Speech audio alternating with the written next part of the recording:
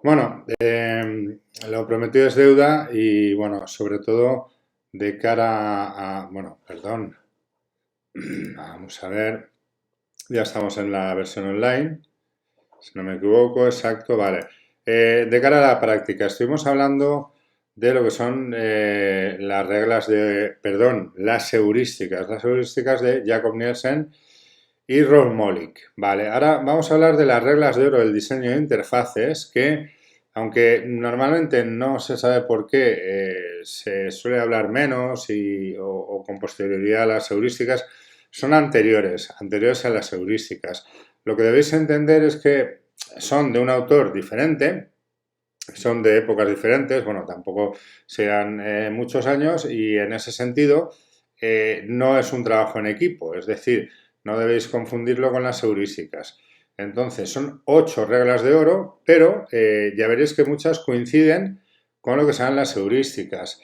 El autor, pues es este señor de aquí, que se llama Ben Shneiderman, cuyo trabajo es comparable al de Don Norman o Jakob Nielsen. Y en su libro Designing the User Interface, estrategias para una interacción efectiva, una interacción humano-ordenador, HCI, que es como se llamaba antiguamente a Interaction Design, a diseño de interacción, pues habla de sus 8 reglas de oro. Vamos a entrar a mencionarlas.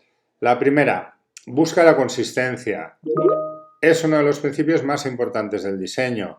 Es decir, mediante iconos familiares, colores, jerarquía, al momento de diseñar, utilizando convenciones que vimos en clase y aprovechando el conocimiento previo que tiene el usuario, conocimiento previo, por ejemplo, de otras webs, de una serie de estándares, pues eso hará que los usuarios apliquen este conocimiento en vez de tener que aprender cómo se usa algo cada vez que se enfrentan a una interfaz. Imaginaros que cada interfaz que vosotros abrieseis fuese totalmente diferente a las que hayáis conocido, ¿no? Pues a eso se refiere con la consistencia. Vale.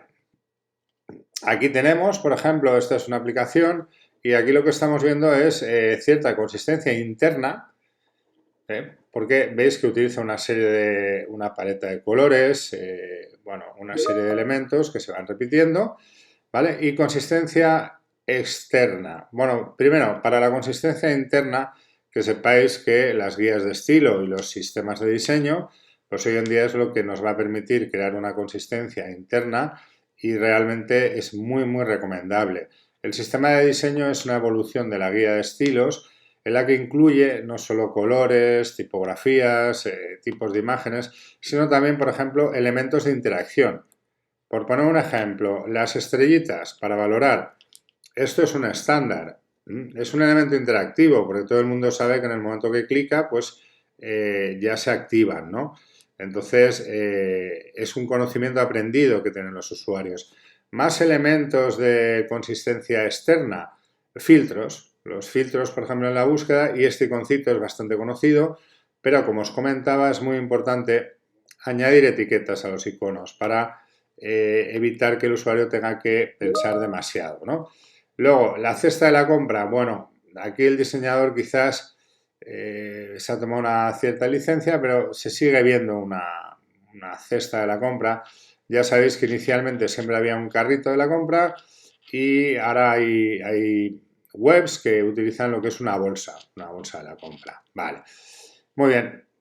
Otro elemento, aunque ya hemos visto que puede ser un poco confuso, yo siempre le añadiría la palabra menú, es el menú de la hamburguesa. ¿Vale?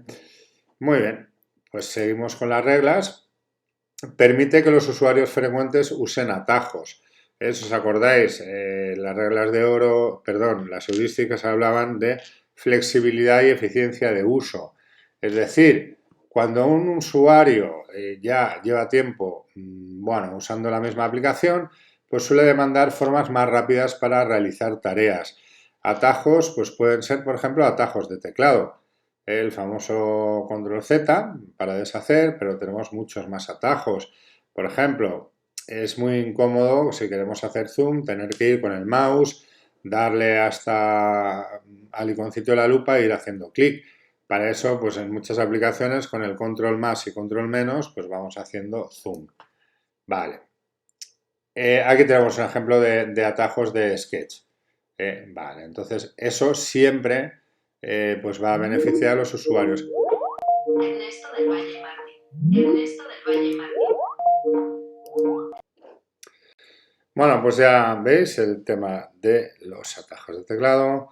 Siguiente, ofrecer feedback informativo. Es lo mismo que veis en las heurísticas de Nielsen. ¿Vale? Los usuarios deben saber siempre dónde están y qué está pasando en todo momento, ¿no? Vale, por cada acción debe existir un feedback apropiado. Es decir, la acción tiene que ser relevante, lógicamente. El feedback apropiado, fácil de entender, un mensaje con un lenguaje lógico y no un lenguaje, por ejemplo, muy técnico, y en un plazo de tiempo razonable.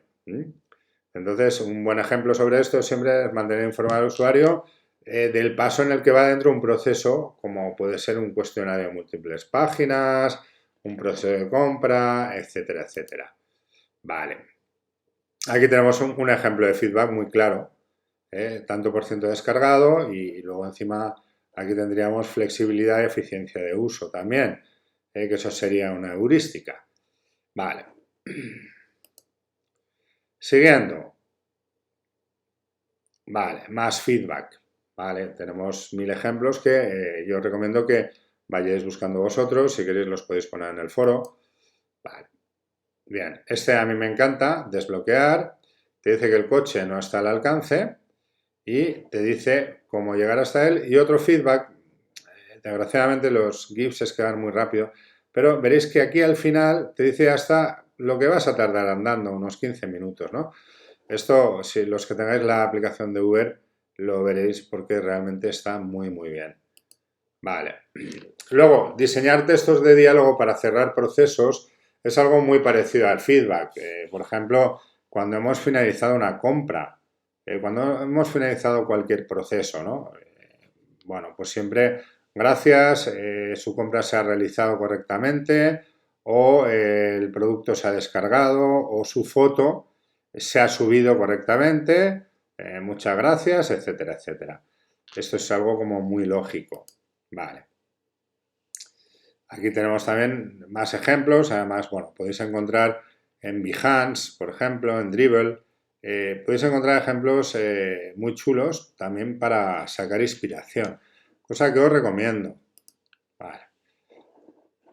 Aquí tenemos, por ejemplo, estado para cada paso completado.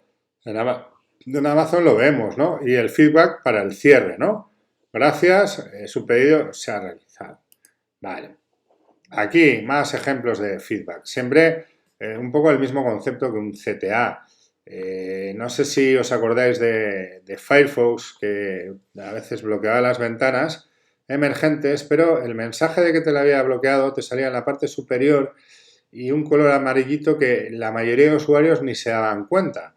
Entonces ocurría el caso de que estaba pasando algo, es decir, el software te estaba bloqueando ventanas emergentes y la gente no era consciente, no lo sabía, ¿no? Entonces es mejor siempre que os aseguréis de que el mensaje es claro, es visible y tiene contraste. Vale. Ofrecer gestión de redes sencilla. No me voy a enrollar porque lo vimos con las heurísticas de Nielsen, ¿no? Vale, aquí tenemos ejemplos, bueno, de todo tipo vamos a tener. ¿Veis? La escritura predictiva es una de las mejores gestiones de errores, ¿no? Vale, mirar estos ejemplos porque realmente son interesantes. Limitar, por ejemplo, las entradas numéricas que no van a escribir texto, eso también evita que se equivoquen, etcétera. Vale, permite que se puedan deshacer acciones. Tampoco me voy a enrollar porque ya lo estuvimos viendo con flexibilidad y eficiencia de uso. Estuvimos poniendo ejemplo, por ejemplo, de Photoshop. Vale. Además, esto sí que es interesante. Como dice el mismo Schneiderman, esta función libera ansiedad. Como el usuario se da cuenta de que el error se puede corregir, le da el valor para explorar opciones, funciones o características desconocidas. Es decir, que muchas veces cuando haya acciones o cosas que se puedan modificar, deshacer, cambiar, tampoco está de más utilizar lo que se llama el microcopy, UX Writing y poner un mensaje diciendo, bueno, este paso se puede revertir. Vale. Aquí tenemos un ejemplo, aquí un undo, un poquito escondido, ¿no? Vale, es el tipo de feedback que, por ejemplo, a mí no me gusta porque a veces pasa desapercibido. Pero ya veis que la papelera, pues para deshacer, pero luego yo a veces me he encontrado problemas de que por error en el móvil he eliminado un mensaje y luego no lo he podido recuperar. O borras una foto por error, ¿no? Entonces, eso es de las peores cosas que hay. Entonces tenéis que vigilarlo. Vale. Favorece la sensación de control del usuario. El usuario es el que tiene que tener control sobre la interfaz. Y aquí vais a tener un ejemplo muy claro. ¿Vale? El usuario, más o menos, veis que puede hacer más o menos lo que quiera con la interfaz. Aunque tengo que deciros, es una interfaz poco intuitiva, porque los signifiers no son claros. Yo no sé qué significa este icono. Este da la sensación que son filtros. Este sería añadir una nota, ¿no? Pero bueno, el tirar hacia la derecha para borrar, normalmente, que yo sepa, era hacia la izquierda. No está cumpliendo estándares. Pero bueno. Este es el mayor error que me he encontrado y es algo exagerado porque la gente lo sigue haciendo. El típico slider o carrusel automático. Entonces, si vosotros ahora queréis leer lo que está poniendo en cada una de las diapositivas, no os da tiempo. Si queréis pararlo, no podéis. Entonces, no cuesta nada permitir el control de la interfaz por parte del usuario. Yo personalmente lo pondría pausado y dejaría bien claro los signifiers para los affordance. Esto sería, el affordance sería poder pasar a la siguiente imagen, ¿no? Lo mismo que los puntitos de aquí. Dejarlo bien claro, poner un botón de pausa y otro de play. Está comprobado que si hacemos eso, la gente interactúa muchísimo más y tiene muchísima más retención sobre el contenido que tenemos en el slider. Aquí tenemos otro ejemplo. Fijaros que este ya es un poquito de locos porque dices, bueno, ¿y esto dónde lo controlo yo? ¿Dónde lo detengo? Pues es muy difícil. El diseño a mí me parece original, me parece bonito, pero ya sabéis que no hace falta que esté reñido con la usabilidad. Vale. Reducir la carga de memoria a corto plazo, eso ya lo hemos visto, que la atención humana es limitada. Entonces, bueno, esto se repite con estética y diseño minimalista, que es la heurística de Jakob Nielsen y Ron Mollick. Vale. Aquí, fijaros que a veces uno dice, bueno, pero es que yo tengo una interfaz que tiene muchísimos datos. ¿Cómo puedo reducir la carga de memoria a corto plazo? Bueno, utilizando jerarquía visual. Fijaros aquí cuando se abre, ¿veis? Destaca bastante los elementos, ¿no? Contraste diferentes elementos del diseño y, obviamente, si nos queda claro, pues testear. Fijaros aquí cómo se hace valer del espacio negativo, ¿vale? Y está todo como bastante claro. Bien. Aquí estaríamos en el caso contrario. Entonces, ¿qué haríamos para mejorar la experiencia de usuario? Pues esa pregunta yo os la dejo abierta y si queréis la contestáis en el foro. Vale.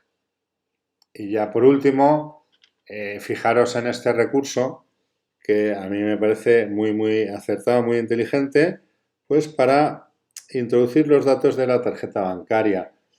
Hay que tener en cuenta que no todo el público tiene un alto conocimiento ni tecnológico, ni de navegación, ni tiene por qué tenerlo, ¿no? Entonces, cuanto más intuitivas sean las cosas, pues mucho mejor. Y con esto hemos terminado lo que serían las 8 reglas de oro del diseño de interfaces, que, como podéis comprobar, coinciden bastante con las heurísticas de Jakob Nielsen y Ron Mollick.